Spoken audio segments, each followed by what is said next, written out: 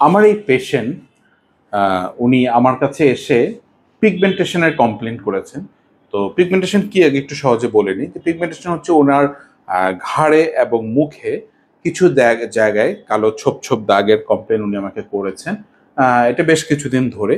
তো উনি আরেকটা হিস্ট্রি আমাকে বা একটা ইতিহাস আমাকে দিয়েছেন, যে সেটা হচ্ছে উনি রোদে বেশ খেলাধুলা করেন, উনি ক্রিকেট ফুটবল খেলেন, রোদে দীর্ঘ সময় থাকেন। তো ওনার ধারণা হচ্ছে যে শুধুমাত্র রোদে যাওয়ার কারণেই বোধহয় ওনার এরকম পিগমেন্টেশন হলো বা এরকম কালো দাগ হলো বিভিন্ন জায়গায়। আমরা অনেকেই অবশ্য তাই মনে করি, কিন্তু ব্যাপারটা কিন্তু সবসময় একেবারে সঠিক নয়।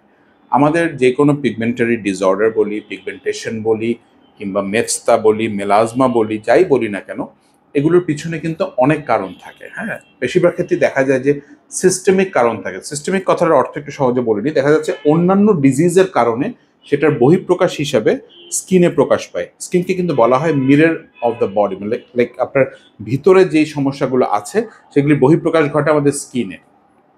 হ্যাঁ, অনেক ক্ষেত্রেই।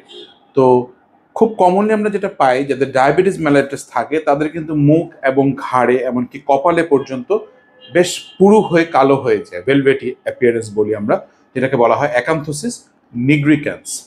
এছাড়াও দেখা যাচ্ছে যাদের কিডনি কিংবা লিভারের ডিজিজ থাকে তাদেরও কিন্তু অনেক ধরনের কালো পিগমেন্টেশন বা কালো ছোপ ছোপ হয়।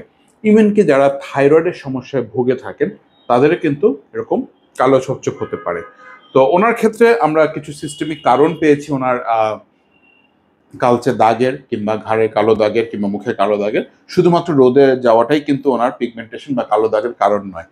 ও আরেকটা কথা হচ্ছে যে মহিলাদের ক্ষেত্রে খুব কমনলি যে মেস্তাটা যে কারণে হয়ে থাকে সেটা কিন্তু একেবারে রোদে যাওয়া বা চুলার কাছে যাওয়া নয়। সে কারণটি হচ্ছে জন্ম নিয়ন্ত্রণ বড়ি বা ওরাল কন্ট্রাসেপটিভ পিল, এবং দেখা যাচ্ছে যে গর্ভবতী অবস্থায় কিংবা বাচ্চা হওয়ার পরেও কিন্তু মহিলাদের হরমোনাল ইমব্যালেন্সের কারণে মেচতা বা কালচে দাগ বা ওভারঅল একটা বডির হাইপার পিগমেন্টেশন খুব বেশি হয়ে থাকে। তো সুতরাং শুধু রোদকে দোষ দিয়ে না, আমরা কালচে দাগ বা পিগমেন্টেশন মেচতা যাই হোক না কেন, এই জন্য সিস্টেমিক কারণ বা বডির ভিতরে অন্য কোনো সমস্যা আছে কিনা সেটা খতিয়ে দেখব।